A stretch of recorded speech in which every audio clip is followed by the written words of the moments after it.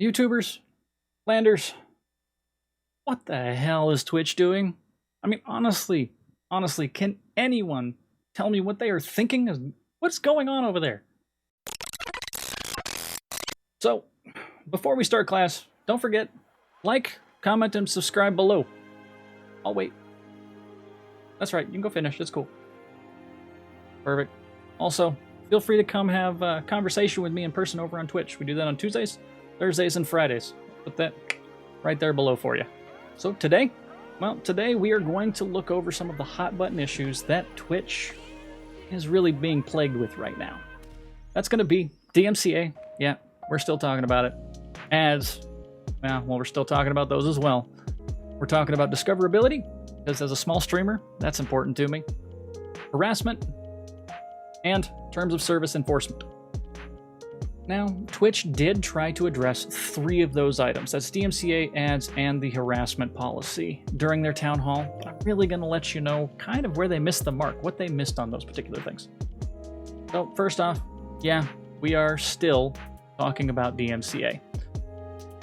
In the town hall, Twitch doubled down on, hey, go ahead and just delete all of those clips and VODs to make sure that you don't get a DMCA strike, and we have new tools rolling out for you. As a content creator, we should not be using the tools that they created to create new content through clips and VODs on their platform. What? The other thing that they completely ignored was the fact that they have no idea what to do about live music when it comes to IRL streams. I mean, there's plenty of streamers out there that I watch that wander around, say in Tokyo. What do you do about music playing on overhead in a convenience store or a restaurant? How do you deal with that?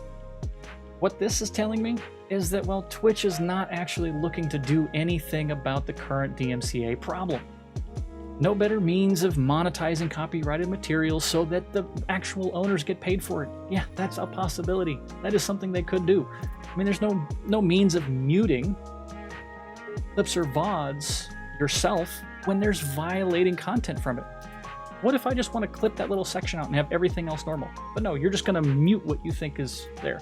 We have no way of disputing it either, which actually isn't trying to fix it. Honestly, Twitch Soundtrack, that was their answer to it.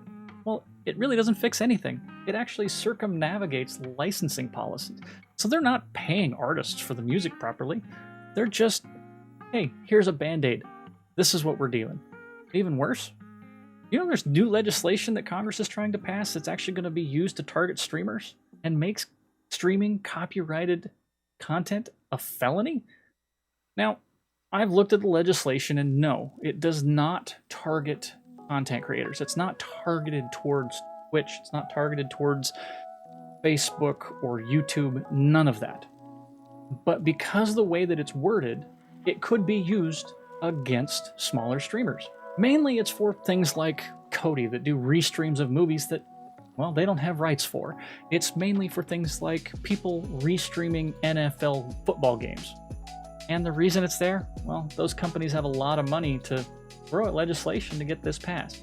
I believe the senator that actually proposed this came out and said, no, this is not going to be targeted towards smaller streamers. And I'm not trying to scare anybody, and everybody should actually look at this and watch it more carefully. It is not something to truly be worried about, but it doesn't make us feel any safer with the way that Twitch handled the MCA.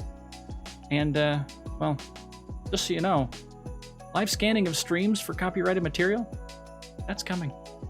It's coming soon. So, ads. Well, Twitch is looking to make money off their platform, as any business should. Ads are how businesses on the internet, well, it's how they make money.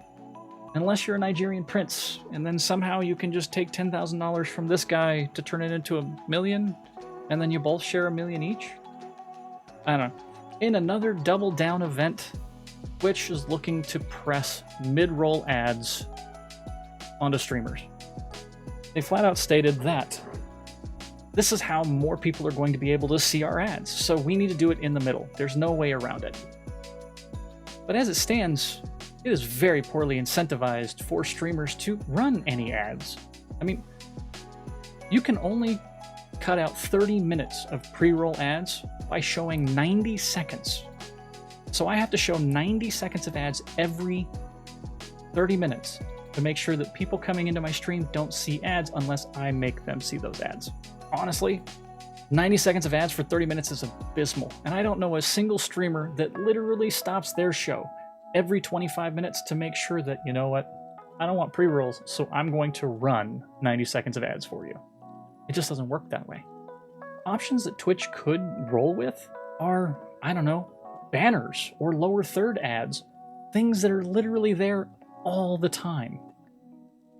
How many web pages do you go to when they have ads running down the side? They have ads underneath. Why can't Twitch do that? Or, I don't know, like a sports ticker on the bottom selling you Snickers because you didn't actually run mid-rolls. And then not only that, increase the mid-roll time. I would run ads every single hour of my show for 5 minutes. You would get 5 minutes of ads every hour if you covered me for an hour and 15 minutes. That way I could absolutely 100% control how often pre-rolls happen to my channel, which would be never. And Twitch also needs to really think about how they're paying their streamers for ads.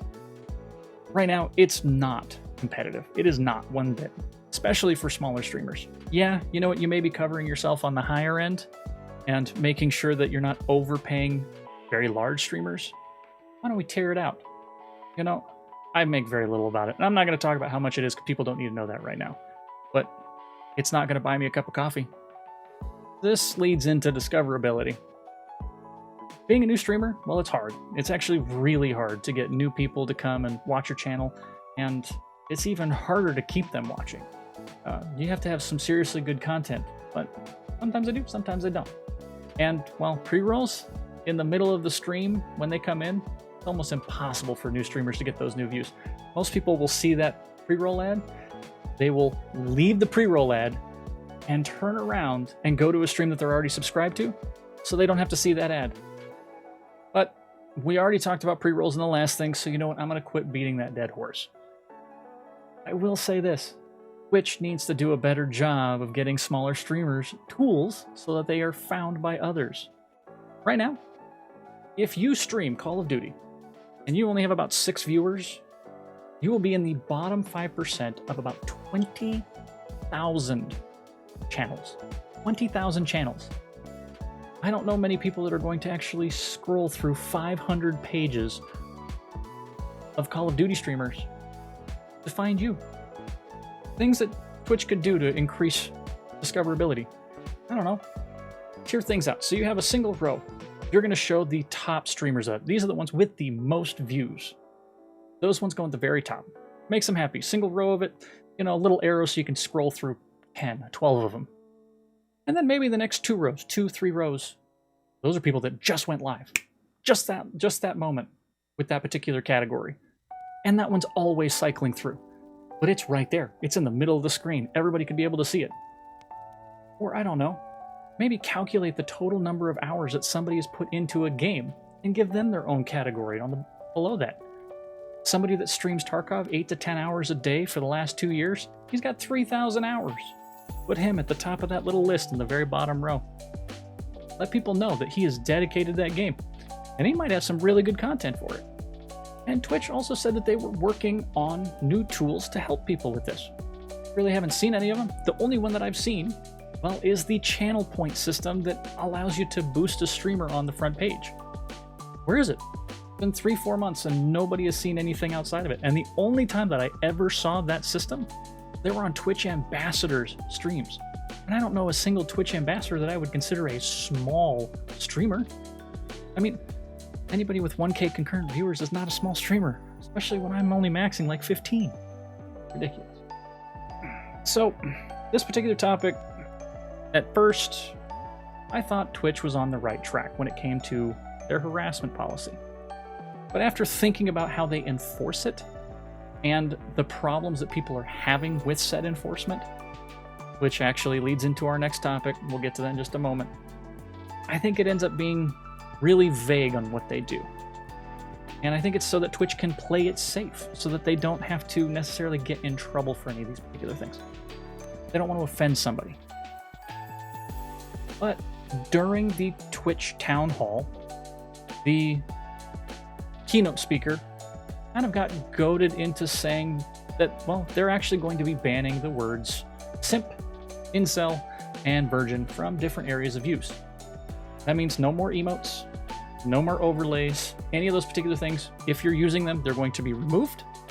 And if they can't remove them for you, you may get a ban for it. And I don't necessarily think that those words are bad. I've just seen them often used in a hateful or targeted manner. And I think this is what Twitch is trying to prevent. So, the wording in their hateful conduct and harassment policy, any behavior that is used in a targeted or untargeted manner that would otherwise promote or encourage discrimination, denigration, harassment, or violence based on the following protected characteristics, which is race, ethnicity, color, caste, nationality, origin, immigration status, religion, sex, gender, gender identity, sexual orientation, disability, serious medical condition, and veteran status is not allowed. Whew. But don't those three words kind of fall under some of those categories? So why wouldn't you protect them from people actually getting rid of it? If you read the policy, it covers a lot. And I mean a lot. And I don't think it is as simple as just listing a bunch of words that you're not allowed to say will solve the problem. Honestly, I think it's up to the streamers to allow or disallow certain language within their channels, and then it's up to Twitch to enforce communities to adhere to those policies and, prevent them from becoming breeding grounds for hate speech and discrimination as a whole. Don't focus on a select few words, and just be better at holding people accountable. Ah, yes, accountability. Holding people accountable. You know what that's called? It's called enforcement. It's called terms of service enforcement. So here's something interesting. Did anybody hear that there was actually a streamer that inadvertently displayed all of her goods on stream? You want to guess on how long her ban was? Or how about this? XQC. Did you know he got a ban for 7 days for stream sniping a fellow streamer during a Fall Guys tournament? I don't even know the purpose of stream sniping on Fall Guys other than trying to make content out of it. Cheating's not okay. I understand enforce those rules for Twitch rivals, but a week for that? Or how about Forsen? Forsen actually got an indefinite ban that actually was just lifted, so over 30 days worth of ban for accidentally clicking a link in his chat. And yes, that is 100% on him. Thank you very much, streamers. Please do not click links that are put in chat. They're almost always going to go places that you don't want it to go to. Or if you're going to do it, at least do it on a screen that's not captured. What, 30 days? Because it showed a picture of, well, a fully naked female pleasuring a horse? Really? Indefinite? Or how about this one? This one's got a lot of people hot under the collar for. You hear about the e-streamer Tay? She got an indefinite ban and still has not been unbanned for her daughter reading chat while she was not in the room.